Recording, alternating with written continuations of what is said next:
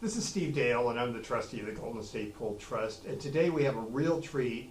We're going to talk about unique issues for special needs trusts here and CalABLE. And my guest today is Dante Allen, who's the executive director of CalABLE, and he was so gracious to come here today, and share his knowledge with us.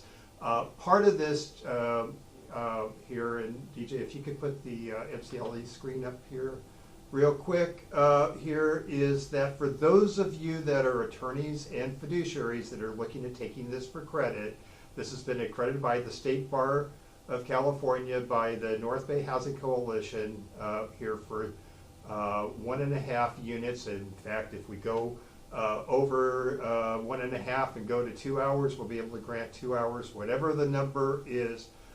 Here, in order to do that, there will be 3 codes. So whether you're watching this live or watching the recording, what you need to do is record the 3 codes. If you do not have the MCLE credit form, you can download that at gspt.org/attorney resources. If you don't have it in front of you now, make sure you mark down the 3 codes. So anyway, if I want to formally introduce Dante here, and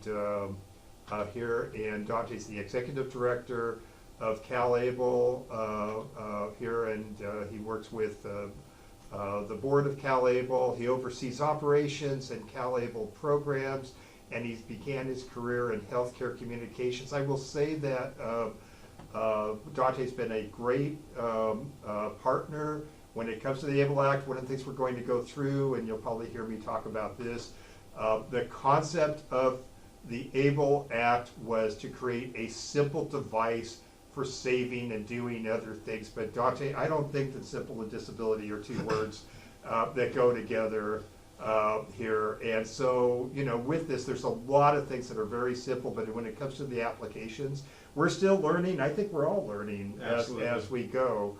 And Dante's been great on working on those kind of things. The other thing that I will say is that Dante and his staff have been very good about actually picking up the phone here when there's a problem or a question or whatever. So once again, we want to answer as many questions as we can, work through as many problems as we can here. But on the other hand, I will say both the website for CalABLE has a lot of really good information here. They're very good at answering questions. And Dante, maybe you can tell us a little bit about some of the programs that CalABLE does when it comes to education. Sure. Thanks for having me, Steve. And I will echo what you said about being a great partner. You and I have philosophized a time or two about where ABLE is going and what are the opportunities on the horizon for us. But CalABLE does work hard to engage with our stakeholders. We actually host a monthly webinar series that's free and open to the public. As a matter of fact, Steve will be joining us on a webinar tomorrow afternoon where we'll be looking at a very similar topic to what we're doing here today, CalABLE and Special Needs Trust. It's one of the most consistent questions that we receive. What's better, a Special Needs Trust or CalABLE? And the answer is that it varies for most people, but one thing that is consistent is that they can work very well in tandem. So we're going to explore that with our team. So if you're interested, please visit the CalABLE website at calable.ca.gov, and you can get a registration link. Okay, and for most of you, if you don't know who I am, you're probably on the wrong channel here. By the way, just one last thing about this is that I would encourage folks to go to the CalABLE website, whether you're a professional or a consumer here, and they give out regular emails here. I get, I've signed up, I think, with all 3 of my email addresses, so I get them 3 times. But once again, that's a really good way to keep up with what's going on. Part of this, for professionals out here, I have found that the biggest question I get is about the ABLE Act, and this is something that families and advocates are very interested in. So once again, the more that you can be a conduit of information, including learning for yourself, but also passing on the really good materials that CalABLE has, that's great. Well, let's kind of kick this off. Dante, what the heck is the ABLE Act? Well, the interesting thing about the ABLE Act is that it is a change to not our Health and Human Services laws. It is a change to the IRS tax code. So in 2014, the federal government passed a new law that said that they were giving a new tax benefit specifically for people with disabilities to help them reach their financial goals and dreams. The act allowed the states to create these tax advantage savings programs for people with disabilities. And the great thing about it was that if folks signed up for these special accounts, it would not affect their capability for or eligibility for means-tested benefits programs. Now, we launched in December 2018, so as a matter of fact, in just under a little over a month, we'll reach 3 years old. And over that time, more than $60 million are now in ABLE accounts, whether that's from initial deposits or initial deposits post-growth. Folks are entrusting us with a large amount of money, and we hope for that to grow in the very near future. And Johnny, what would your guess on the range on these accounts?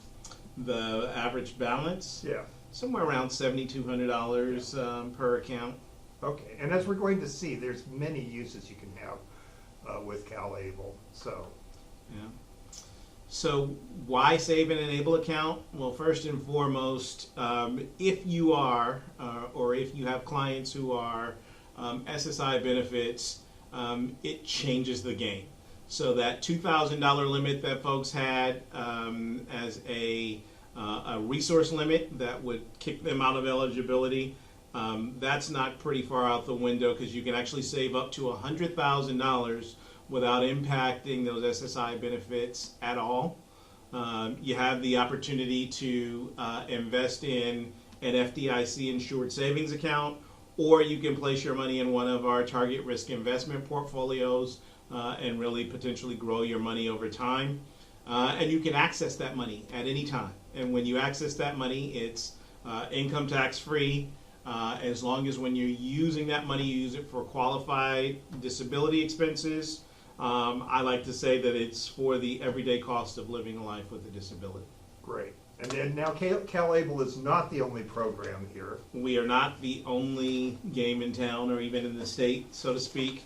There are 43 states plus the District of Columbia that offers some form of an ABLE program. If you look at this map, the darker colored states that include California, Nevada, go all the way across to Virginia, North Carolina, those are national programs. And that means that you don't have to be a resident of that state in order to open an ABLE account in that state. The lighter colored states, Arizona all the way over to Florida, you are required to be a resident of that state. And the ones in gray, they don't yet offer their own ABLE program. So if you lived in that state and you wanted to open an ABLE account, you'd have to go to one of those darker states. Okay. Now, of course, as Californians, we want to use CalABLE as best we can. And for those of you that are California dreaming, we'll accept your money too, right? And so for the most part, ABLE programs are very, very similar. It's based on federal law, so things like eligibility, what you can use your money for, how much you can put into an ABLE account are exactly the same.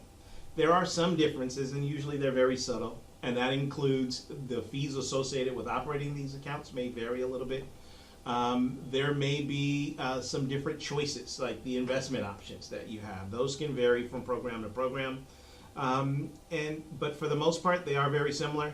There are some things that states have done to further enhance their state's program, and typically those additional benefits are available only if you're a resident of that state. So, as you said, it may pay to belong to your state's program.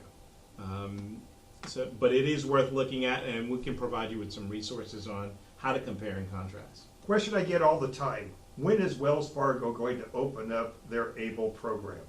Never. There we go. And it's not that we don't like Wells Fargo. Right, No. and that's baked into the federal ABLE Act. It says that the only people that can operate these qualified ABLE accounts are state entities. So that's not going to happen. And going back to advocacy and that sort of thing, I think it's fair to say that the ABLE program is in development. It probably will always be in development.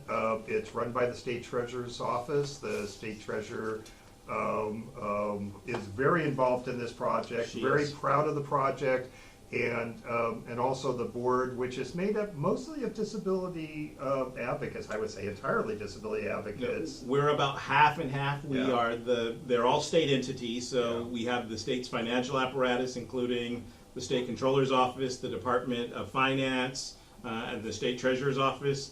And then on the other side of things, we have the State Council for Developmental Disabilities, the Department of Rehabilitation, the State Council on Independent Living. So we try to be very attentive both to the financial aspects that this program is, but also in the community that we serve. So there is an opportunity if you think, well, maybe wouldn't it be nice if the program did this or that or whatever.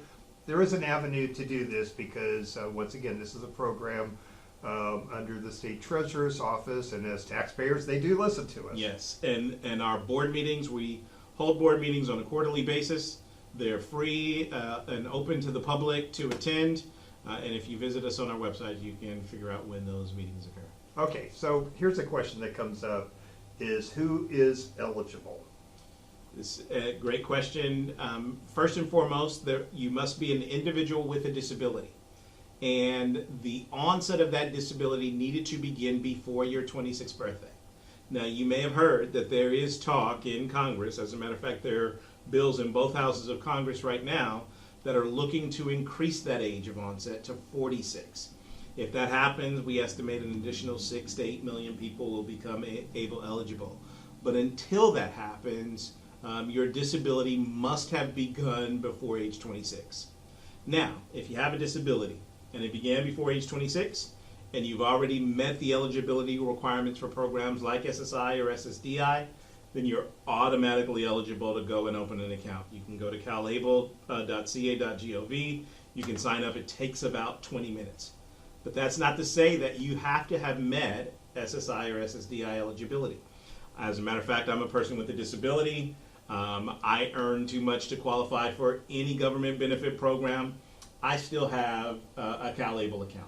Not just because I'm the executive director, but also because I find it to be a very flexible way to save money and use it whenever I need it for qualified disability expense.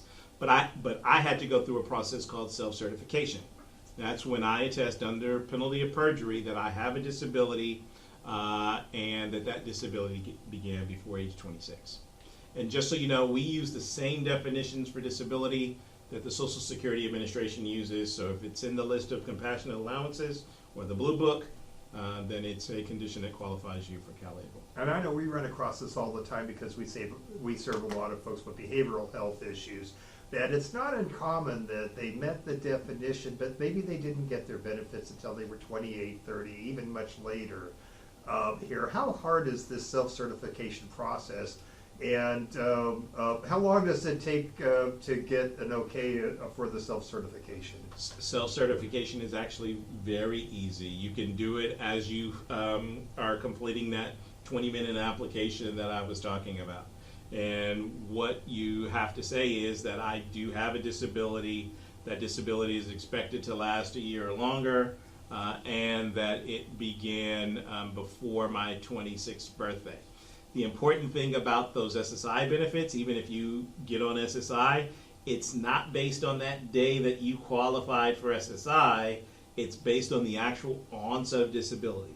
So one of the things that we ask for CalABLE account holders to do is to get a letter from a physician. And that letter needs to include the diagnosis and that the likely onset began before age 26. And notice I said likely onset. I didn't say diagnosis date, because that's not the requirement of the program. It really is on when did the disability begin. And you know, for many conditions, especially a number of the mental health conditions that that you're qualified to open an ABLE account, those conditions can present, but you may not receive a diagnosis for years, and then you come back and say, well, it probably started when you were in your late teens, but you didn't get a diagnosis until you were in your mid-20s. And so it's not based on that diagnosis date. It's actually based on when did that condition actually first present itself. And I will mention that for those of you that follow our playlist, Dante and I did a program last year for NAMI California, which was entirely focused on behavioral health. There are a lot of folks with behavioral health, mental health diagnoses that qualify and have the misunderstanding that you have to have the benefits before that. But once again, I was just dealing with somebody this week who they didn't get their diagnosis for schizophrenia until they were 30, but rarely does the genesis of that not start before the age of 26. So once again, it's not when you start getting benefits, it's when the disability began.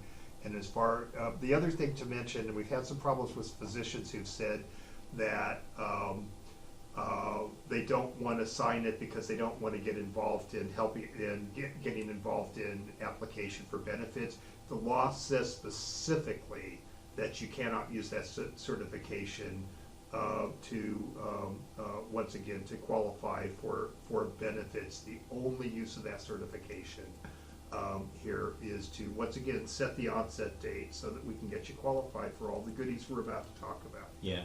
The other thing that I'll point out, Steve, is that age 26. Some people think that, oh, I need to open my CalABLE account before I'm age 26, and that's not true at all. You can actually open a CalABLE account at any age, provided that the onset of your disability began before your 26th birthday. Okay, so once again, as it says, you can open up the account at any age as long as the disability began before the age of 26. Other things here? Yeah, so one of the basics of an ABLE account is that you can only have one. And that doesn't mean that you can have one account in California, or you can have another in Oregon and another in Nevada. Each beneficiary or the person with the disability is only allowed to have one ABLE account. The other thing about that is the person with the disability, the beneficiary, is always the owner of the ABLE account. That doesn't matter if that person is a minor, doesn't matter if that person is conserved, the account belongs to that beneficiary. And what that means, or the importance of that, is the money in that ABLE account belongs to that beneficiary. Now, we know that minors can't contract, so they can't open their own account. We know that folks that are conserved can't contract, can't open their ABLE accounts. So there is a provision within the ABLE Act that says that an account can be opened by either the beneficiary or an authorized legal representative. Now, when the temporary regulations around ABLE were first introduced, they were very specific and limited in who could become an authorized legal representative. It had to be a parent, a legal guardian or conservator, or someone with power of attorney over financial matters for the beneficiary. Now, the IRS has since issued its final regulations that expanded that definition considerably. Now it can be someone, anyone of the choosing of the beneficiary, but they did create a hierarchy. So they said that if you're a parent or a legal guardian, you sit higher on the authority than, say, a spouse or a sibling, or your friend who just is good with money. So, but when an individual is signing up, they have to attest that there's no one else higher on that hierarchy scale that is either able or willing to serve as an authorized legal representative. Now, CalABLE is still working to bring that on to our program, and we hope to have that done by the end of the second quarter of next year. Okay, and we'll see more on this in a bit, but once again, ABLE is always evolving. I think it will for quite some time here, and so there was some changes in federal law, but it takes a little time to get it in front of our legislators to get them to okay it. Here is the first of our MCLE codes here, which is 6347. That's 8347. And once again, if you don't have the MCLE form in front of you, you can go to gspt.org/attorney-resources or email Amy at GSPT. I should also mention that when we get to the, if you have questions here, and can put them in the chat box, Amy will cover as many as she can when we get to the end of this. So how do the accounts work? So ABLE accounts protect assets. They are not a shelter for income. Meaning, and I'll give myself again as an example, as a person who works and earns his own money, just putting my earned income into an ABLE account doesn't turn it into non-income that would then allow me to qualify for benefits like SSI. Doesn't work like that.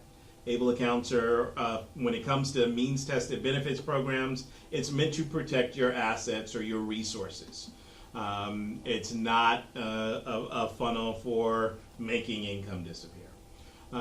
They can function like a checking or a savings account where you can put your money in and gain simple interest, or you can choose one of our target risk investments where you can potentially grow your money through investments over time.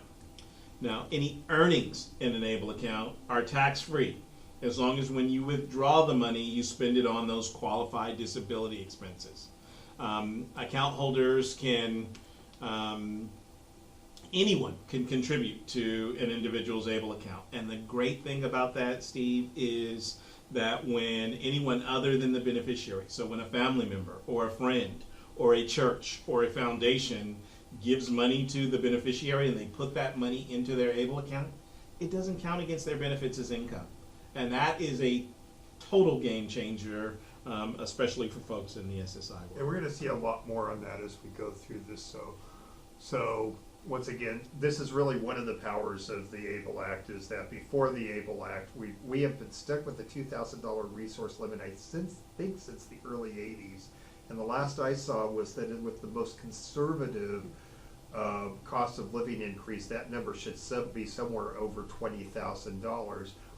And that's always been, and when we get into some of the case studies, we'll see how this gets around that issue. But that is a big game changer for folks to be able to go beyond that $2,000 resource limit. Yeah, with an ABLE account, an individual can save up to $15,000 per year and up to $100,000 in total without impacting their SSI benefits at all.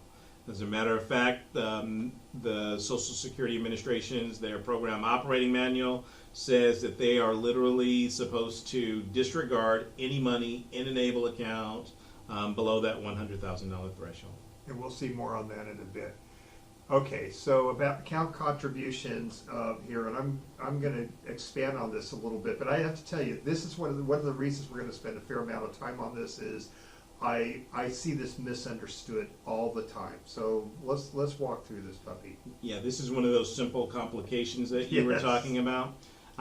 So there really are a couple of target numbers that you should keep in mind. The first is ABLE accounts have a $15,000 annual contribution cap. And that's not $15,000 per contributor. It's actually $15,000 per account. That $15,000 comes from the IRS gift tax exemption. I just learned this morning that in 2022 it's going to go up to $16,000. Okay. So next year you will be able to put in up to $16,000 in an ABLE account. Now that $100,000 cap, that is for individuals who are receiving SSI. Remember what I said, that that Social Security Administration disregards any money in an ABLE account from counting against their benefits as an excess resource, anything below that $100,000 threshold. If you go above that, it's counted the same way that $2,000 is. So if you had $103,000, you would be $1,000 over your resource limit, and your benefits would be suspended until you did that spend down. If you're not worried about benefits, there's a third number to keep in mind, and this is a total contribution cap for CalABLE. Is $529,000 per year. And you might say that that's kind of a random number, 529,000, but it's based on the ABLE Act is Section 529 of the IRS tax code. So you can put in up to 529,000. But keep in mind that ABLE is an investment account, so you can actually grow your money. So you can exceed 529,000 in growth, but you are cut off from contributing anymore once you get above that $529,000. And we're going to see that this is key through the program, because this is a program of the IRS. It's not a program for Social Security nor CMS, and we're going to see that that it has a lot of advantages here. And it is an addition to 529 of the IRS code. So once again, many, not all, but many of the rules for regular 529 savings accounts apply here. Now, let's just dig a little deeper into the suspension rule, and because once again, I see this misunderstood all the time. And this is, first off, this is only for folks that are on SSI. So if the beneficiaries receiving SSI, when the assets in the account total $100,000, then the SSI benefits are placed in suspension, although what actually happens is anything over that begins being counted as part of the resource limit, so it's actually not an issue, ideally, until you hit 102 if you had no other resources here. If the assets in the ABLE account drop below 100,000 for the SSI recipient, then once again the benefits resume without a further application. For those of you that have ever done an SSI application, it's not a pleasure to do one and doing two. Why would you do that? The only thing about that is you do have to follow all the other rules as well. The beneficiary will not have to reapply for benefits when it drops down below $100,000. But I'll go back to one thing. For those of us that are counseling families, in many cases, for instance, I do a lot of work with folks with IDD here, and in many cases, if their disability began before the age of 22, by the time we hit the 100,000, they may not be on SSI at all. They may be on childhood disability benefits. I will give one indulgence real quick, just at the beginning of this. You'll notice here on this slide, and there's a handout that goes with this, and we'll make sure that this is on our YouTube channel. I have a whole series of videos that I've done to really get deeper into this so that to understand this. And if you go to, I'm not going to hit it, but if you go to your PDF that was sent to you here, or if you go to the YouTube channel, it'll have this list. This will take you to about a 7-minute video that explains it further. Let's keep going. This, by the way, I think is one of the most powerful things about ABLE programs, including CalABLE, is for folks who want to work. And we've done many programs on working programs for persons with disabilities. The problem always was that they kept going over the resource limit here, which would, and so many folks that are working, once again, the concern was that they would go over the resource limit, lose their eligibility for in-home support services. It turned into a big bar here. What does CalABLE do for us? Yeah, so the Able to Work provision was introduced in 2017 with federal tax reform, and it allowed for the creation of a sort of a de facto retirement program for people who didn't have, for people who were working but weren't benefiting from an employer-based retirement program.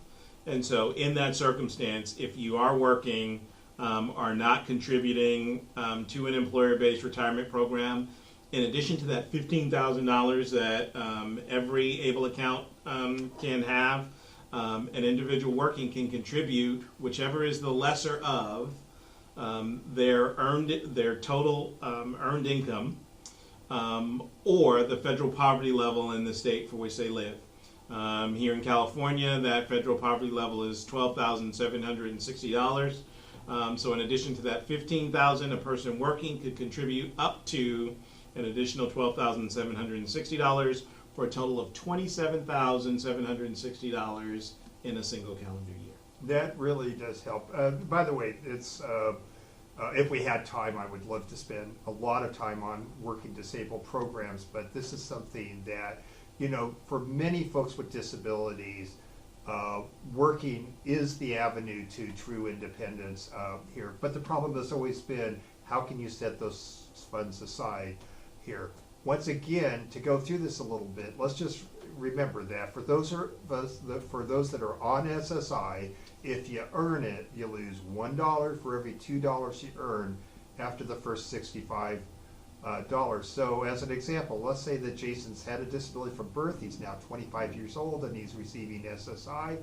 His goal is to enter the workforce and eventually no longer be dependent on benefits. For those of you that help folks with SSI, how many of you would like to be on this program, right? I mean, if there's a possibility for somebody to transition off, the issue is, how are you going to save that money, and how are you going to, jump that gap to be truly independent? To assist him, his parents set up a CalABLE account, and they contribute the maximum $15,000 this year, but we just learned it's going to be $16,000 next year here. So Jason receives SSI, is eligible for $954.72. He takes a job and he earns $1,200 a month. His earnings reduces SSI $1 for every $2 he earns, so that means that, once again, he will take a $567 reduction in benefits. But even, and after that reduction, his SSI will be $337.72, but his monthly income is now the $12,000 plus the $337, or for a total of $1,557.72. Even with the reduction, he's still $603 ahead of the game, and he's also earning valuable skills on the market. He would like to save $800 a month for his future and add that to his CalABLE account. Without the CalABLE account, he can only have $2,000 in resources. With CalABLE, he can contribute the funds to his CalABLE account and remain below the $2,000 SSI resource limit. No, contributing it, as Dante said, contributing the earnings to a CalABLE account doesn't prevent it from being countable income. It's a good program, but it's not that good, right? So that's not going to happen. Here, remember, in this scenario, Jason's parents had already put in the $15,000, so do we have a problem? And the answer is that it permits working, and it has to be wages, right? Mm-hmm. It has to be his wages here to contribute above the $15,000 limit here, if he doesn't have a sponsored retirement plan. So that's something you'd have to look at. If there's a 401k or something he could contribute to, then that may be an issue. He contributes, which is ever less, an amount equal to his annual gross salary or the federal poverty level, which this year was $12,760, for a potential of $27,760 a year in the account. So therefore, despite his parents' annual contribution, he can contribute up to the $12,760 of his earnings here on top of the $15,000 amount. This will go a long way here for Jason to be able to make that transition eventually off of the SSI possibly. And even if he can't, then it'll be for his future. Now, here's something I think is a little on the ethereal side. What is a qualified disability expense? That's a great question. It's not very difficult. As a matter of fact, it may be harder for me to tell you what isn't a qualified disability expense than what is. But I'll give you the Social Security definition of qualified disability expense, and that's any expense for the qualified beneficiary that helps them to maintain or improve their health, their independence, or their quality of life is considered a qualified disability expense. That's a little vague, yes, very broad, but I would say that it is intentionally broad because it can include any number of things like with these that you see on your screen. It can include education, housing, transportation, employment expenses, assistive technology, fees, expenses for funeral and burial expenses are considered qualified disability expenses. And so that's really important to know, is that these accounts are meant to be usable. It's not to be it has to fit in this very narrow a narrow category of benefits in order to be considered usable. And so we get the question all the time. As a matter of fact, one of the most popular questions that I receive is, can I use my ABLE account to pay for a vacation? And my answer is, looking at that, at the definition of, can it help or maintain your health, your independence, or your quality of life? I have never personally been on a vacation that didn't improve my quality of life. And so yes, very much so, a vacation could be considered a qualified disability expense. In fact, the harder question is, what is not a QDE? So, Dante, how many people have taken penalties with the IRS as far as we know? I'm not aware of any that have taken those penalties.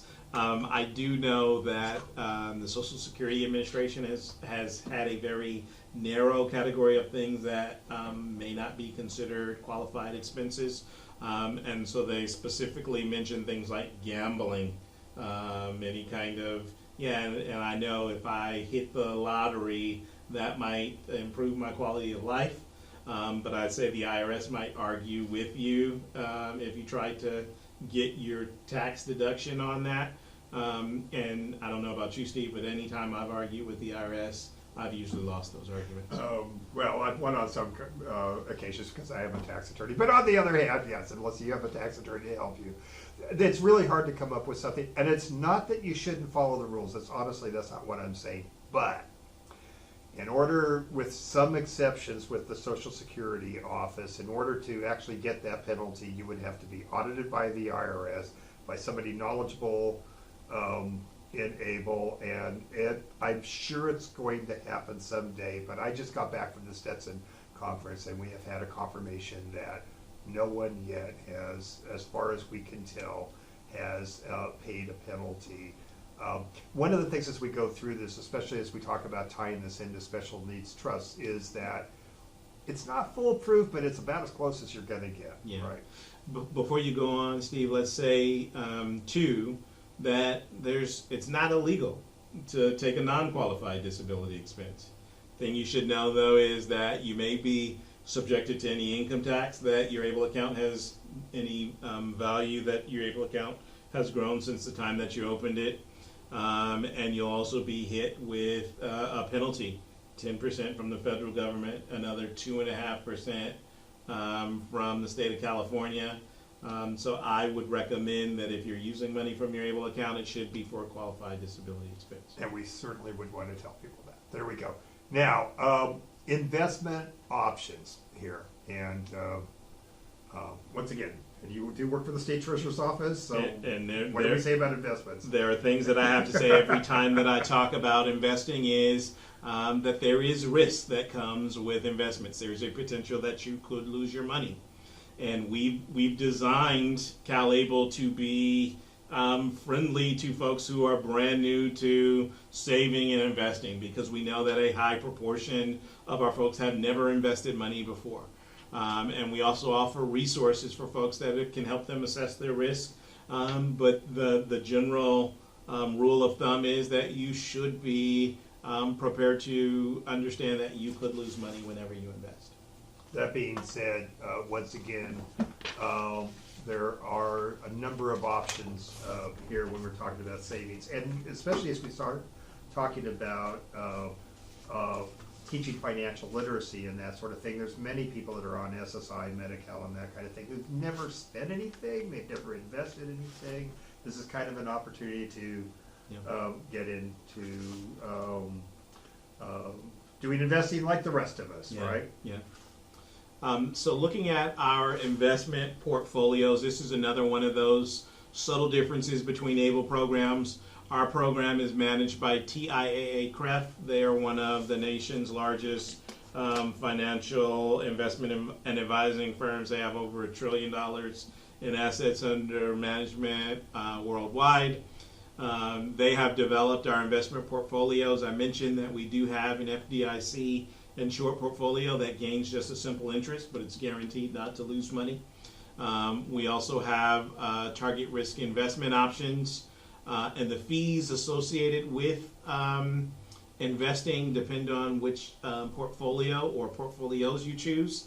And you should be aware that if you put money in one of the investment portfolios, one or all of the investment portfolios, you have the option to move that money around up to 2 times per year. Right. So they have a number of different portfolios. You can mix and match, whatever. If you're looking to day trade, this is not the thing to do because, first off, if somebody wants to buy Tesla stock, which option would that be? There is no option for Tesla stock. These are mutual funds. Right. So you're not getting the choice of individual stocks to purchase.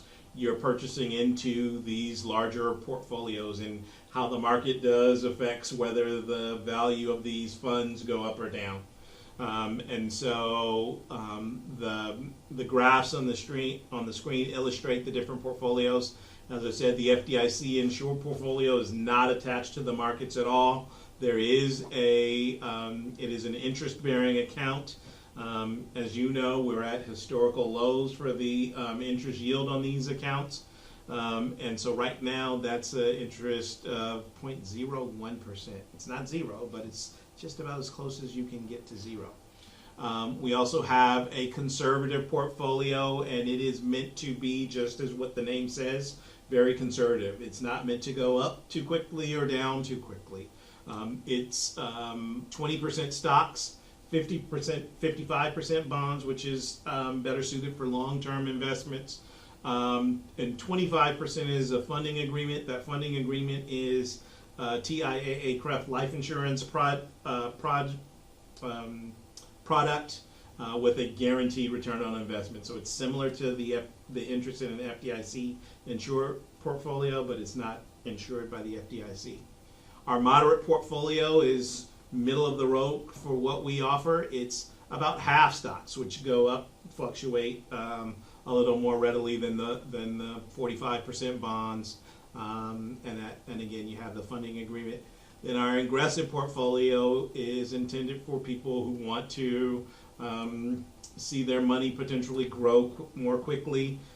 It's based on 80% stocks and 20% bonds, and it can fluctuate again over time. So investors should be aware that there is more risk associated with it.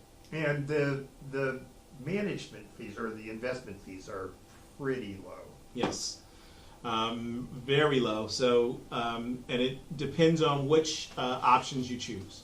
And so if you invest in our FDIC insured portfolio, if you put all of your money in the FDIC insured portfolio, the only fee associated with your account will be $37. That's taken out in monthly installments of just over $3 per month. If you choose one or any number of our target risk investment portfolios, in addition to that $37 annual fee, there are also underlying investment fees. And so for this example, we're assuming that you have $3,000 in your ABLE account, and the fees associated with investing are anywhere from $2.40 to $2.70 per year. That's not per month, that's per year. In addition, there's a state administrative fee. It pays for things like my salary and how we market the program. That's an additional $13.20. The board chose to waive that for people who chose the FDIC insured portfolio. We knew that those folks were saying, I can't afford to lose any money, so we didn't want the state fee to be the result of them losing money on their investments. But so the maximum that it would cost someone with a $3,000 balance in their CalABLE account is $52.90 to manage your account. So that's just over $5 per month taken out of your ABLE account. And that is less than many commercial banks charge for a checking account. And as you know, checking accounts, you may earn a simple interest, but there's no possibility to grow your money through investments.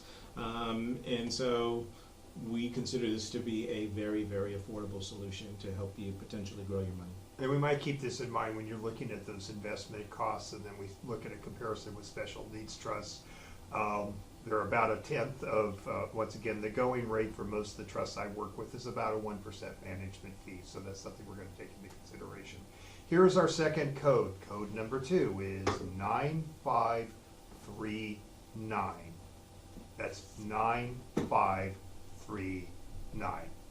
Well, since the program is about CalABLE and special needs trusts, let's just talk a little bit about special needs trusts. Now, I'm not going to get deep into the woods on the basics of special needs trusts, and I'm actually trying to move towards supplemental needs trusts. After seeing special needs trusts for 30 years, it's going to take a little training for me, but once again, I'm doing my best. But here we go with special needs trust basics.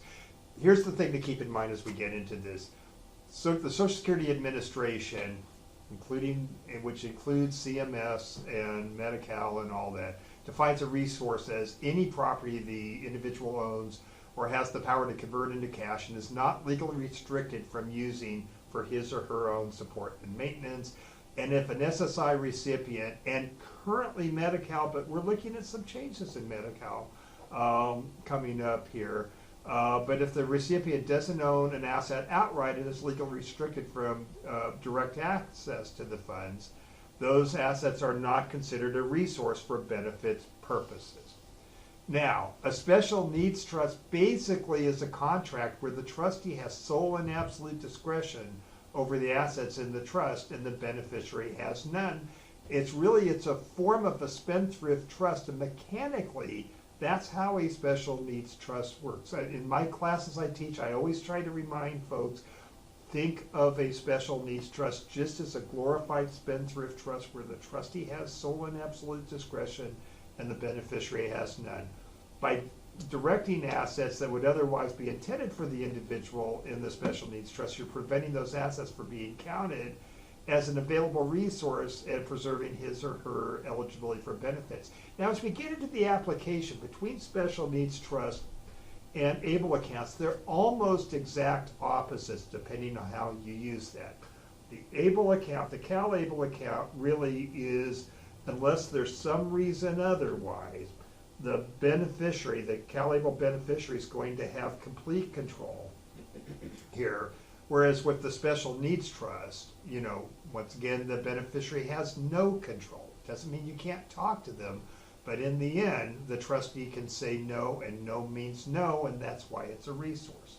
That's why sometimes when you're trying to reach the right temperature of your plan, that's where this mixing and matching can be the way to go.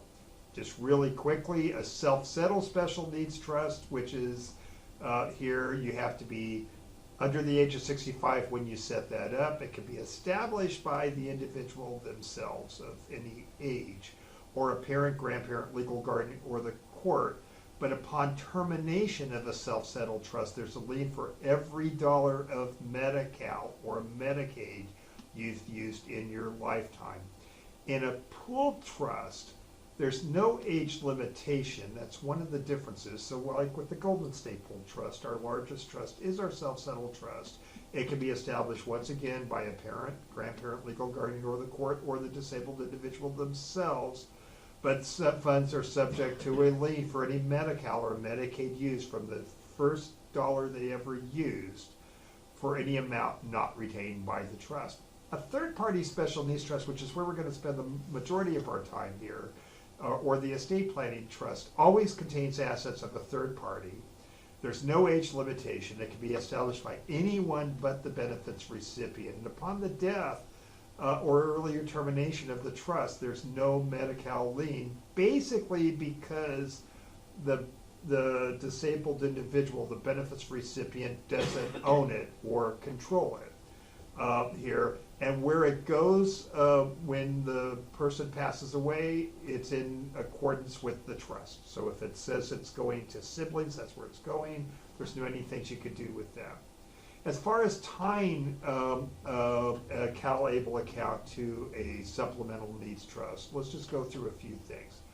This question was answered in 2018 by the Social Security Administration in the Palms. for those of you that are not used to the PALMs are the working regulations that eligibility workers use to determine whether something is okay or not. The first thing it says in the PALMs is that it's not to be used for precedent. Dante, we use it for precedents all the time. So there we go. Additionally, Medi-Cal cannot make more rules stringent than SSI, so we're usually more focused on SSI rules. To find the regs, once again, if you have the PDF, you can click on the PDF. Obviously, if it's on your computer, it's on paper. You can click your arts content. It's not going to do anything here. Or if you were to Google SI space 01130.740, the PALMs will pop up. Now, one of the questions was, could you tie it to a supplemental needs trust? And our friends at Social Security said that they were going to follow the rules with the IRS, and that a trust is a person, therefore a trust, self-settled trust, a special needs trust. Here, you could conceivably do it with another trust if you did it properly. Here, can make contributions to a CalABLE account.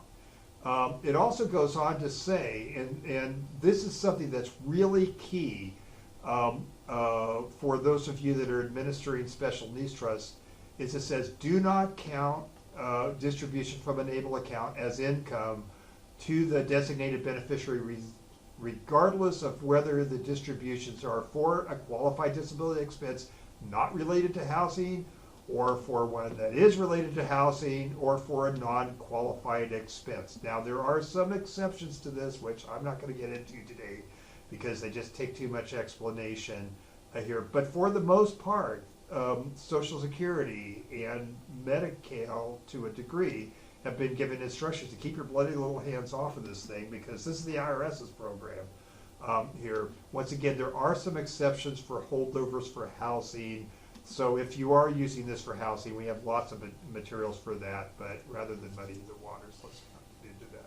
So, making distributions from a special needs trust, all distributions must be in the sole and absolute discretion of the beneficiary. All distributions are subject to review by the Social Security Administration for SSI recipients and the Department of Healthcare Services for Medi-Cal recipients. Okay, now really at the Golden State Pooled Trust, we get about 2 to 3 reviews a month of our accounts, so it does happen. With a CalABLE account, distributions are to be in the discretion of the person with signature authority. We're going to get a little deeper into that in a bit. We're going to assume that is the person with the disability, but there are some exceptions. With limited exceptions, the Social Security Administration and the Department of Health Services has been told not to review the distributions from CalABLE accounts.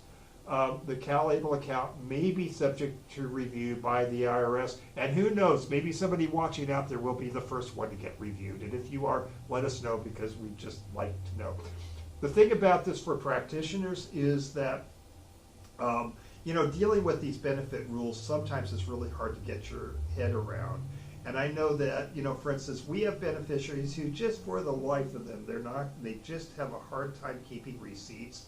And in that case, making the distribution to the CalABLE account really in some ways is safer. It's less chance that there is going to be a review, especially if we have somebody who's not good at keeping receipts. The other thing we should keep in mind is, you know, once again, with the special needs trust, it's total control of the beneficiary, but you know, oftentimes that's not the objective. The nice thing about a CalABLE account is it does give an opportunity to the person with the disability to be able to make purchases without having to run through their trustee. You know, for instance, I don't necessarily want to know what my beneficiary's feminine hygiene deodorant is that they use, you know, and those are the things I have to review when I'm reviewing their TrueLink card or their expenditures. You know, with a CalABLE account, you know, if you use it for discretionary funds, you can have a little bit of dignity in your spending. I don't want them going through my what I spend my money on, and there's certain things that I just assume not know what they're using their money on. So that's just my thinking. CalABLE, the Medi-Cal Payback, Medi-Cal Recapture, and Remainder Beneficiaries. Now, once again, if you go to the link here, or if you look at the handout, which will also make sure that those links are on the YouTube channel, here, you'll see that we have videos that go into much more detail on this. But as far as the payback, under federal law, basically it says that there is to be a payback upon the death of the able beneficiary from the time the account was established. Unlike a special needs trust, it's not from the first Medi-Cal or Medicaid dollar you used. But the federal law says if the states file a claim for reimbursement. Now, Pennsylvania was the first state to read this, and they came up with something clever. They said, what if we pass a law that says that we just won't file a claim? Does that effectively eliminate the lien for Pennsylvanians? And California said, we like that, and they passed a very similar law that prohibits the state from filing a claim for payment under the ABLE Act. So once again, with the CalABLE account, there is no lien from the ABLE account itself upon the death of the beneficiary. That's correct. Right. So, and that's pretty important here. As far as the recapture, okay, and this is a law that is constantly evolving. Or what I'm used to calling Medi-Cal recovery, I'd actually never heard it called recapture until I read the CalABLE materials, but I'm able to adjust. Here, Medi-Cal, our current recovery or recapture in California is if you have any Medi-Cal you used after the age of 55 from any assets that go through a formal probate. So the typical situation is, let's say you're using IHSS and you're 60 years old. You know, typically when you passed away, there was going to be a recapture upon death. The law changed in 2020 to basically said it's only if it goes through a formal probate. For those of us that are estate planning attorneys, can we think of ways that we can avoid a formal probate? And of course, a living trust is a way to go and that kind of thing. But the other part of that is if you do it through an affidavit of estate, of small estate or 13100 affidavit, which means that you declare that the estate is less than $166,250 by today's numbers, then you don't have a formal estate recovery here. With an ABLE account, once again, there is no payback in California. And a third-party trust, there's no payback either. So with remainder beneficiaries, once again, let's say we have Angela, and any amount left to Angela, once again, is going to go to her estate. And Dante, once again, the remainder in a CalABLE account goes to the estate, right? Correct. As of now, I kind of hope maybe we can change it some days, but you can't put beneficiary designations, it's going to the estate. So there was a change in the final regulations issued by the IRS at the end of 2020. Yes. That said that you can designate a successor beneficiary. That beneficiary must be ABLE eligible, and it must be a family member. And that family member is limited at this point to a sibling. It can be a step sibling, it can be an adopted sibling, but it can't be, let's say, the child of the beneficiary. It can't be the spouse of a beneficiary. So you are able to establish a successor beneficiary, but it has to be that family member sibling. Which is not uncommon. For instance, we have a lot of families with autism where there'll be multiple family members. I have a number of clients with muscular dystrophy. I have one mother that has 5 children with muscular dystrophy, that sort of thing. So it does come up. If Angela has capacity to designate a will, and once again, I think this is important for folks to listen to, because if you want your assets in the ABLE account to go to somebody specifically, you need to do a will, right? Here, as she can designate whoever she wants. If she doesn't execute a valid will, then her heirs will be the heirs at law, okay? So, but once again, as good counselors, for those of us that are working with families and persons with disabilities, here we might want to ask them, where would they like their CalABLE account to go when they pass away? And the answer will be through a will. It could be a holographic will, it could be a statutory will. I don't think you care what kind of will it is, as long as it's a valid will. Here, in order to access the funds, somebody must either become the executor of the estate, either by filing an affidavit of small estate if it's under $166,250, or if over that amount, through a full probate. So once again, with CalABLE, you may designate the remainder beneficiary through a valid will. Okay, and I wouldn't space that out. I think that's an important part of this. Here, this is assuming that the CalABLE beneficiary has capacity, which for estate purposes is not a really high standard. If the beneficiary lacks capacity, once again, it'll go to heirs at law, which you can find in the probate code. Look it up yourself. We don't have time to go through it. With the special needs trust, unless the document gives the beneficiary a power of appointment, the document decides who inherits. So, and once again, this is a link to a website here where you can actually download an affidavit of small estate. Sadly, Dante, you don't even need an attorney to do this. So there you go. Let's talk about control a little bit. And this is something that is evolving. The general rule is that assets that SSI and Medi-Cal recipients can control as a resource. And once again, the special needs trust is a form of a spendthrift trust, but an ABLE account, including CalABLE, by federal statute is not considered a resource. And that's one of the powers of this thing, is that it allows folks to actually control assets in their CalABLE account. So these are the rules, probably in the wrong order because there is a hierarchy, but this is what we're going to see coming up, is that they've expanded who has, and the lingo is who has signature authority. So they're expanding it to a spouse or a sibling or a grandparent. Currently it is, eligible individual, a power of attorney, a conservator, or a legal guardian, or a parent, but that's about to expand to spouses, siblings, and grandparents. And also they'll be adding representation, the representative payee. We just have to wait until our good legislature says we're okie dokie with that. So, do I have this out of order? Because I know there is a hierarchy. That is essentially the order. Okay, so there we go. So there is a hierarchy.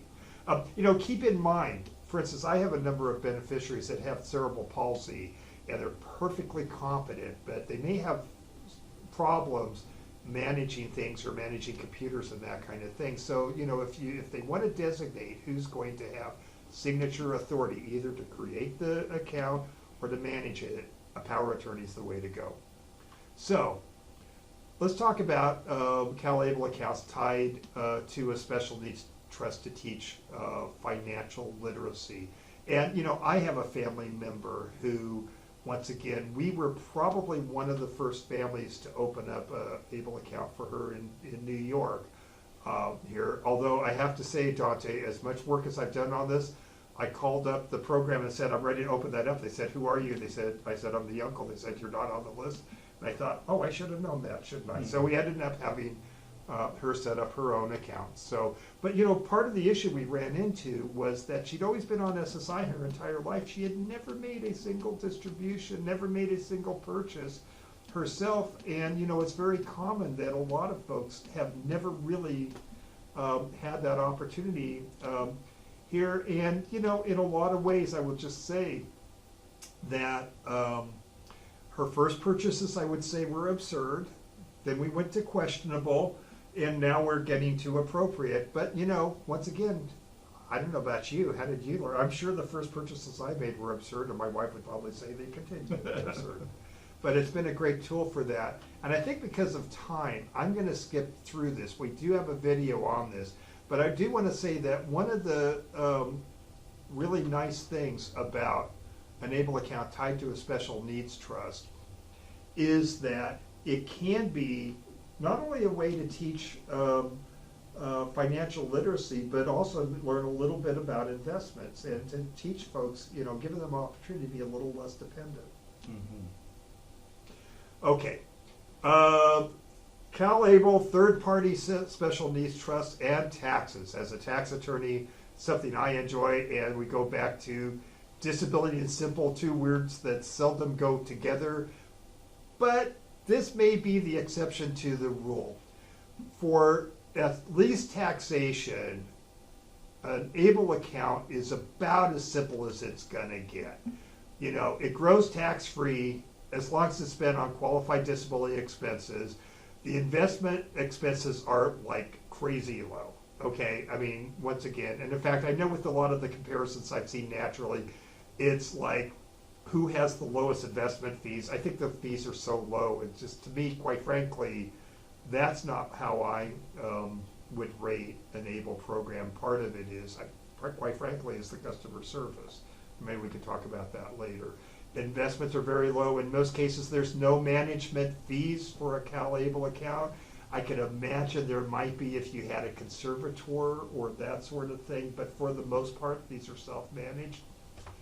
Even so, they can only accept cash, so they can't accept an appreciated asset or a qualified plan or that sort of thing as a third-party trust can. So anything you put in here is going to be with after-tax dollars. With a supplemental needs trust here, retained income to the trust could be subject to a higher tax rate if not managed properly. I will say I have only had one trust pay what's called the compressed tax rate, but that's because the management group did a poor job, but then you've got to pay for the management group. A supplemental needs trust does qualify for the $4,300 qualified disability trust exemption here. And, you know, once again, if you have the right management team, you can usually work around seeing that there is, you don't pay that rate, but it takes a group of advisors to do that. Investment fees, of course, there's no set amount, but the number I'm used to seeing is about 1%. And quite frankly, actually with the Golden State Pooled Trust here, our investment fees run 1%. That's pretty typical. If professionally managed, then it may be subject to trustee fees. On the other hand, a third-party trust can hold virtually any asset. I've had a hard time finding something it can't hold. So going through this real quick here is, let's say we, well, you know, one of the issues you hear all the time is that a third-party trust, which is called a complex trust for those of you that are tax professionals here, can be subject to the highest individual tax rate after it hits $13,000. For an individual, you have to hit something like $250,000 before you hit that number. Capital gains tax are taxed the same as individuals here within the trust. Even so, a third-party trust can be a savings tool, but the thing you have to look at if you're doing a fair comparison is that you're going to have management cost involved in this, whereas with the CalABLE, there's the management costs are pretty darn low. With that, and I think because of time, I'm going to skip through the example because we would like to get to questions. And do we have them? Do you have questions? Okay, here, but if you do watch the full part of the presentation here, or watch the little side videos that we have, we do have something that describes how you would manage something in a special needs trust. And I think one of the things with it is that they can be managed right, both be good tax tools, but I would say that CalABLE is about as simple. I don't see how you could make it any simpler. Maybe if you actually gave them a dividend on top, I don't know. You can't make it any simpler here. With a special needs trust, there is going to be a level of complexity. The last thing we'll run through as quickly as we can here is CalABLE accounts and housing. And for those of that are on SSI, and a lot of the power for folks on SSI is a concept called the presumed maximum value here, and in-kind support and maintenance. So under the current rules, if, for instance, a special needs trust or a family member assists a person on SSI, Medi-Cal has different rules here, and pay for these things, in 2022, they're likely to take a $300.33 reduction in benefits. In this example, let's say we have Belinda who's been disabled from birth and is getting $931.72 in SSI because I have the wrong amount in there, but we're going to go with that. She's a beneficiary of a third-party special needs trust managed by the Golden State Pool Trust, and a very friendly trustee, I might add. Here, she'd like to move to a nicer apartment with a friend, and her share of the rent would be $1,300 a month, okay? She's going to need some assistance because she's going to have a heck of a time doing that with $931.72 a month here. So, with this, we might remember that one of the types of income for SSI is in-kind support and maintenance. And once again, if she gets assistance from any outside assistance, including her special needs trust, then she's going to have a reduction in her SSI dollar for dollar, capped at $300.33. So, if Bob, her trustee, were to give her $1,300 a month, that would completely wipe out her SSI. That's not going to work. If she were to pay the landlord directly, the payments would not count as in-kind support. That would count as in-kind support and maintenance, and she would just take the $300.33 reduction, and that's what we've done for decades. But with CalABLE, if the money were to go into the CalABLE account, either monthly or you could just put the whole $15,000 in here, and then in turn, if the CalABLE account were paid to pay the landlord, there's no reduction in the SSI. And Dante, why is there no reduction in the SSI? Because again, it's a contribution from a third party is considered a gift. It's not a countable gift. It's not considered income. It is a gift, and then the money, once it's in the ABLE account, can be used for any purpose, including housing, and that would be considered a qualified disability expense. And the other part of that is the instant it hits the CalABLE account, it belongs to the beneficiary, right? And that's important to keep in mind for things like, paying for ISM and that kind of thing, because we just instantly turned it into her own money, and she's paying the rent with her own money here. That's also true when we're talking about control, and in most cases that could be a good thing. If that's not desirable, you need to think it through. So, our last code, and then we are working up to a few things, and then we'll take questions, and Dante, if it's okay, we'll run for like about 15 minutes of questions and all that. Good. Here, so our last code is 27532753.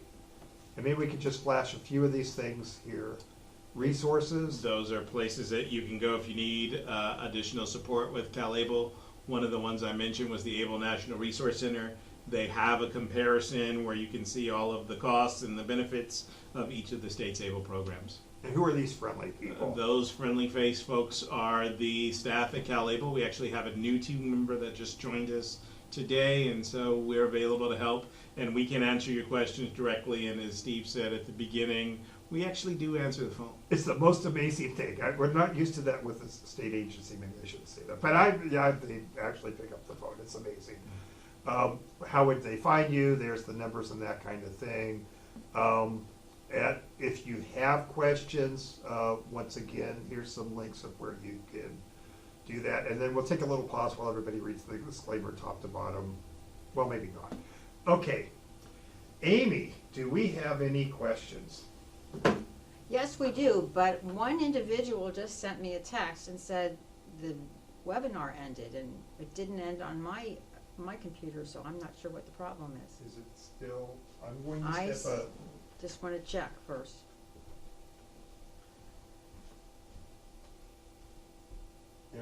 It's still, as far as I'm showing, it's still running. And now it's on me. If somebody would send a message to Amy, just so we know we're not talking into the stratosphere, but even if we are, it's recording. And by the way, we will likely edit this out. I got a thank you, Jeannie. She said we're good. Oh, and now it sounds like whoever was out is back. Okay. Well, we are on. So okay. So Dr. be careful what you say. We're live. Okay. Okay. What do you got? Okay, so some of these things were asked early in the webinar. Some of the things I took the initiative to answer, but I'm leaving some juicy ones for the end. Okay. Well, as an aside, Amy, do you have some involvement with the ABLE Act? Somehow you know something about this? Okay, I was ABLE ambassador for the NRC ABLE a few years ago. There was a lot of chatter on the chat about ABLE and rent, and someone mentioned that they were getting dinged from Social Security even though they were paying rent from an ABLE account. So I can tell you that the same thing happened to me. I had to go back and explain it to the Social Security people, and we won. So if someone tells you that you're not allowed to pay rent with an ABLE account, they're wrong. And sometimes you just have to go back and show them go back, make an appointment, do it online, show them the regulations, because they are definitely wrong. Yeah. And Amy, we do, CalABLE does lots of presentations directly to Social Security administrative offices, and we share with them information directly from their palms. And a lot of those folks, even though it's been 5 years now since the ABLE Act passed, they haven't seen it, can't believe it to be true, but it's in their palms. So that's the rent one. One question was, if I have a 529 remainder from a typical child, we'll call them typical, normal, can I transfer that remainder to my son's or daughter's ABLE account? Is that allowed? But the son or daughter is not Not on the 529 plan. No, the 529 account belonged to a sibling. They didn't use it all, as I understand it. So there's some money in there that never got spent. Can I transfer that money to my other child's ABLE account? I honestly don't know the answer to that. I don't, because I'm not an expert in 529, but can you give 529 money, can you transfer it sibling to sibling? Yeah. So in that case, so you can roll over money from a 529 college savings account to a 529 ABLE account. You're limited to that $15,000 per year. So the most reasonable solution in that case, because I'm not an expert on 529, is if you can give 529 money to a sibling, you would roll it over as a 529 sibling to sibling rollover, and then you could roll it over from a 529 account to a 529 ABLE account. And I'm 90% sure that you can do from sibling to sibling. I'll give you an example. I actually set up a 529 plan for my grandchildren, and one of my grandchildren has autism. Who knew? Here, and once again, and I set it up for both of them, and once again, I can distribute that to either, for lack of a better term, the typical child or the disabled grandchild in this case here, and once again, I can transfer up to $15,000 a year of that 529 plan into a CalABLE account. As far as, I'm not 100% sure you can do it sibling to sibling, but I think you can. That's something you probably need to do some research on. Okay. Another question that came up was about rules. Are the rules different for people who get SSI versus SSDI versus someone who doesn't have either? Not in regards to ABLE. The rules are exactly identical. The tax advantages are the same. The qualified disability expenses are the same. I think that sometimes, and we get this same confusion with special needs trust. You'll hear all the time, a special needs trust can't be used for food or shelter. Well, first off, they can be used for food and shelter, but if you're on SSI, you may take the ISM reduction if you don't run the money through the CalABLE account. I think the other thing that gets confused is the $100,000 suspension rule. I think a lot of people look at that and think that's a suspension rule for everyone. That's only for people that are on SSI while they're on SSI. And in the example in the short video I gave, in a lot of cases, by the time you hit that 100,000, they're probably going to be on childhood disability benefits anyway. But there's a treatment of the account, there's no difference. I think the thing you have to do, because we'll go back to this, my observation that disability and simple are two words that don't go together. I do this all the time. I study these things all day long. Most people, most rational people don't, and sometimes getting your arms around these rules, I think the more education you can get, the better. I think it's good to get it from different sources. CalABLE has some wonderful materials here, as well as at least monthly webinars and that kind of thing. Other sources are GSPT. We definitely have a lot of materials. Another place to look at is the Special Needs Alliance, has a lot of materials, as well as the ABLE National Resource Center. Many places to get your information. Okay, this next question is one of my favorites. Oh. Do you have an estimate of when electronic payments or electronic transfers payments can be made from an ABLE account directly to paying rent or another third party? Right now you have to request a check. It takes time, and again, you can transfer it to your debit card, but that also takes a lot of time, and everyone I know who has an ABLE account would love to be able to do this. Unfortunately, I don't have an estimate. That is something that we have been looking at. One of the challenges of the ABLE account, it being an investment account, that money has to be verified that it is actually there before it can be used for any other purpose. So when you put money in, there is a holding period that we haven't figured out how to reduce, which means the idea of electronic payments going directly out of it in very short order is a challenge. You do have the capability to link a commercial checking or savings account to your ABLE account, and that does allow you to do electronic fund transfers, but then you still have to go through your commercial bank to issue the payment to the third party payee. But again, it's something we're working on. Don't have a solution date for you just yet. So, along that line, there is, especially when you're working with housing, usually it's the housing that is the hard one, because landlords tend to want their rent on a specific date. There is a timing issue you have to work with, and I know which sometimes it can be a bit frustrating.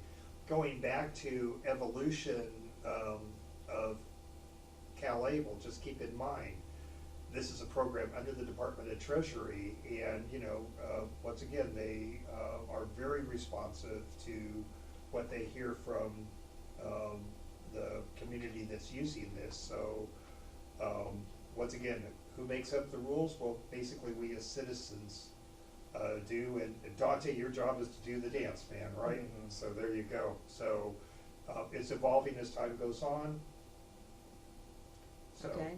Another good question was about the CalABLE and the Medi-Cal clawback. Is that unique to CalABLE?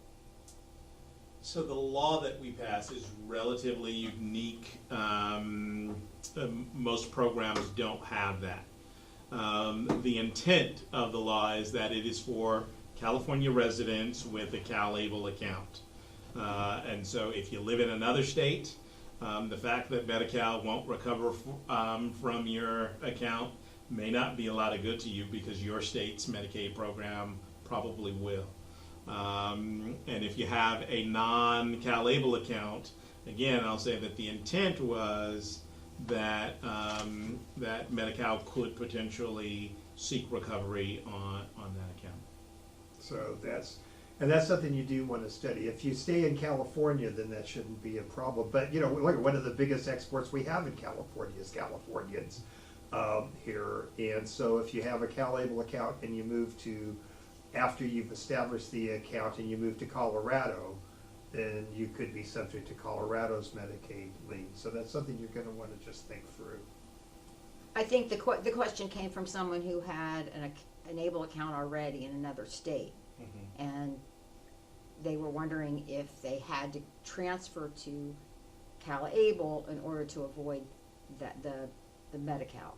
I think it's fair to say, let's say you had an account in Ohio. Mm-hmm. Ohio cannot forgive a California Medicaid lien here, just as California can't forgive an Ohio Medicaid lien.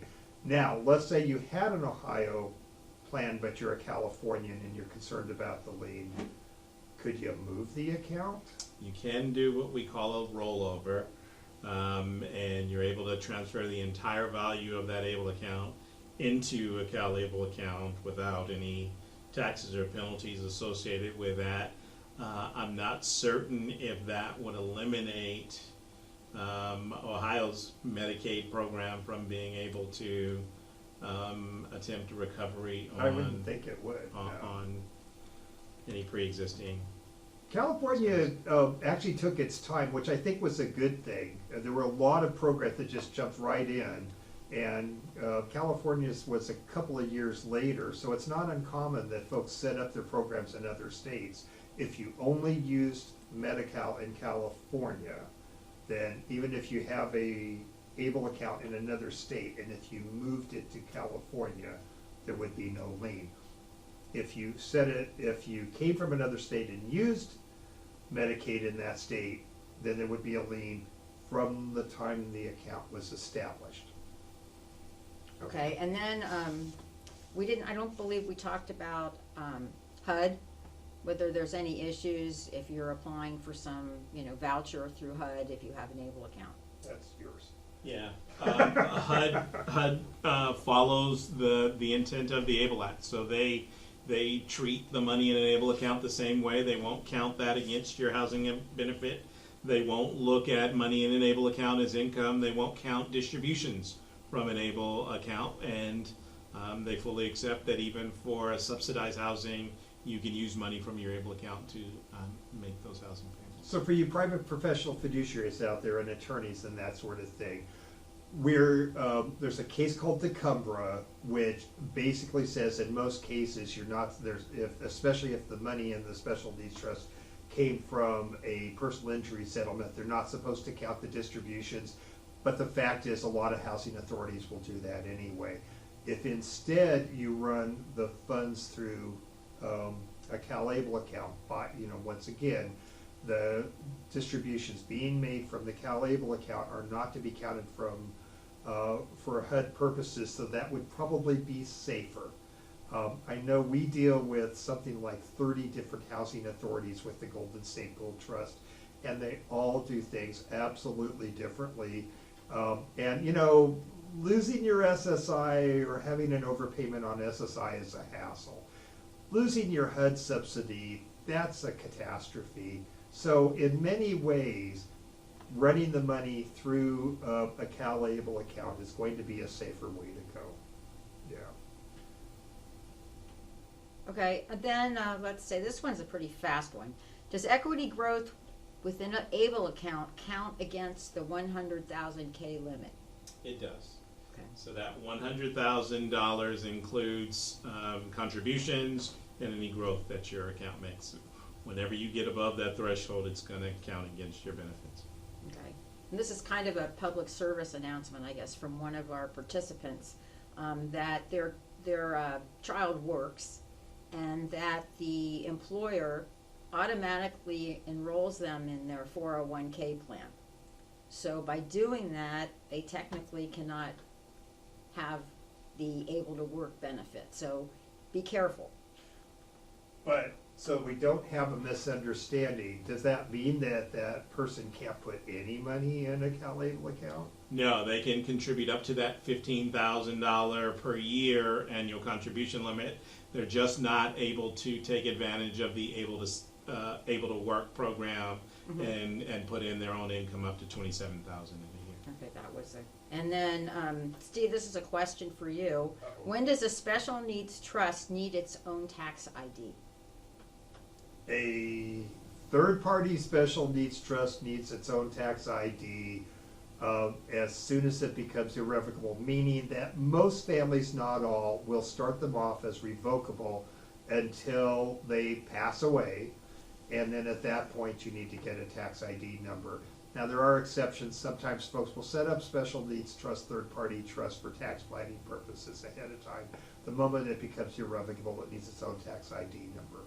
For a self-settled trust, which is what's called a grantor trust, unless you defect it, and Dante, let's not talk about that today, it's too complicated. So if you just have a normal, or even a GSPT account here, the taxpayer, since it's a grantor trust, like a living trust, the tax ID number is really the benefit recipient's tax ID number. Best practice, especially for a standalone trust, is to get a separate tax ID number, but it's not required. Okay, so I guess here was a question. If you have a 401k versus an ABLE account, will the 401k count against SSI, whereas the ABLE account would not? The problem with the 401k and that sort of thing is it's going to be counted as an available resource. If you're only getting Medi-Cal, there may be a program where it won't be counted, or you can go on the 250% working disabled program.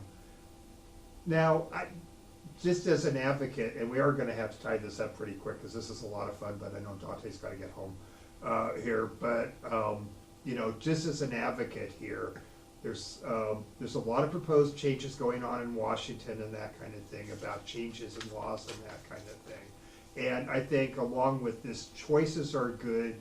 And, you know, once again, we don't want to trap people into public benefits. And so wherever we should advocate for folks to be able to use whatever tools are available, 401ks, ABLE accounts, whatever, to be able to, you know, work and, you know, put money aside, as we all do, for their futures.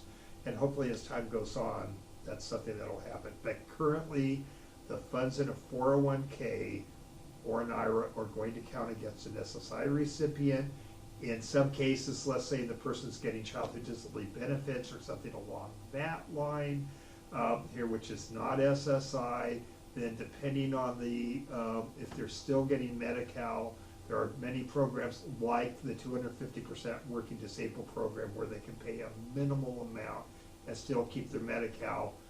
Oftentimes, the prize is the in-home support services or the attendant care. There's many disabled workers who need someone to help them get out of bed and get the stuff together so they can go out there and, you know, make their daily wage and then get back into bed and that kind of thing. If they're dependent on in-home support services, there are ways to do it. SSI, you're going to run into some issues. And I think we can take one last question, and then at this point we need to close this down. Okay, you somewhat covered this, but I will ask it again. What happens if the parent is the authorized legal representative and they pass away?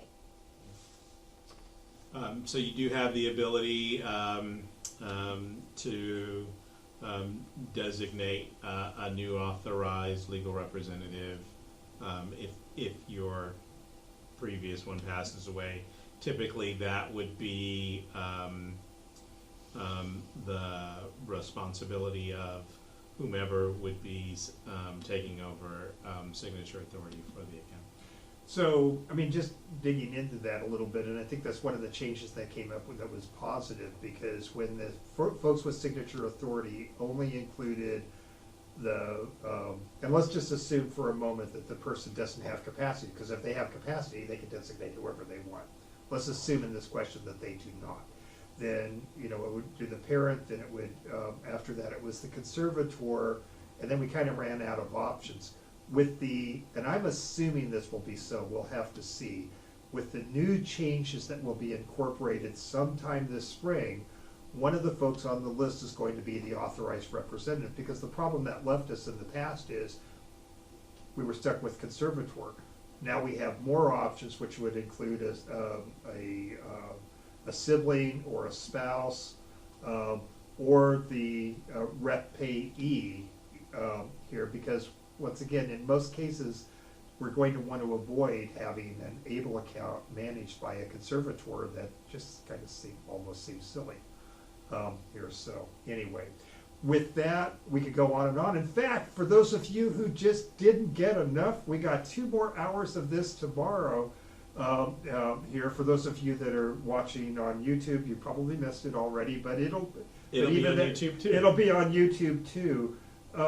Dante, just in closing here, special needs trust, CalABLE accounts, other saving devices, you know, what should folks be looking at? Well, I think first and foremost, I'll say that the ABLE Act was established to give the person with a disability some additional control over their own financial future.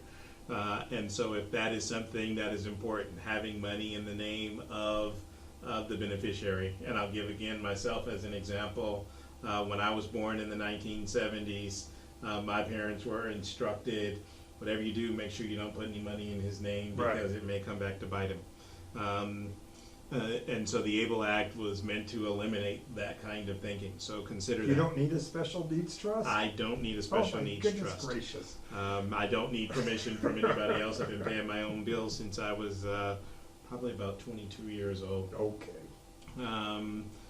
But certainly there are fees that are associated with ABLE accounts. I would suggest that that's probably not the guiding force behind you if you're going to save $3 or $4 a year going to another state's program. But if you open up that possibility of Medicaid recapture, I imagine that that's going to cost you more than $3 or $4 a month or a year. Otherwise, I do think that there are circumstances where a special needs trust may be very valuable to you, and I would advise you to talk to legal experts like Mr. Dale here in order to ascertain what might be best for you. The way I look at it is this, and I think for many of us that are attorneys who do this work and, you know, fiduciaries and whatever, it's what I call the commoditization of disability. It's like I've got to sell as many special needs trusts as I can, or I've got to sell as many ABLE accounts as I can, or do this and that. You know, we need to remember that we are attorneys and counselors at law. You know, I see these as two tools. And the other thing about disability is that, you know, when you're dealing with folks with disabilities, they're individuals. Dante, it'd be a lot easier if they weren't, you know, if everybody was the same and had the same needs, but that's just not how this flies. And so really looking at the two tools, in many cases, the strength of one tool and the weakness in another case could be totally reversed in another, you know, depending on what you're doing. This really gives the practitioner and as well as the fiduciary the option to be able to take the strengths from both programs, put them together. And, you know, really in the end, what we're really looking at is to provide folks with disabilities the best quality of life possible. You know, a quality that many of us take for granted that are not disabled. And, you know, for one thing that I really appreciated with it is it does give a level of dignity to many of our GSPT beneficiaries to have some control over their funds without me having to dig through every single distribution they make. So once again, it's great for teaching financial literacy, it's great for housing, it's great for saving, it's great for work, it's great for it's great for adding a level of dignity and that kind of thing. There's many uses of it. In the end, they're just tools, right? They're not good, nor are they evil. It's how you use them. With that, I want to thank you very much, and we will be doing more. This is the first of our 2022 series, so I'm really glad that Dante, you helped us kick this off. Stay tuned and happy advocating. Thanks, everyone.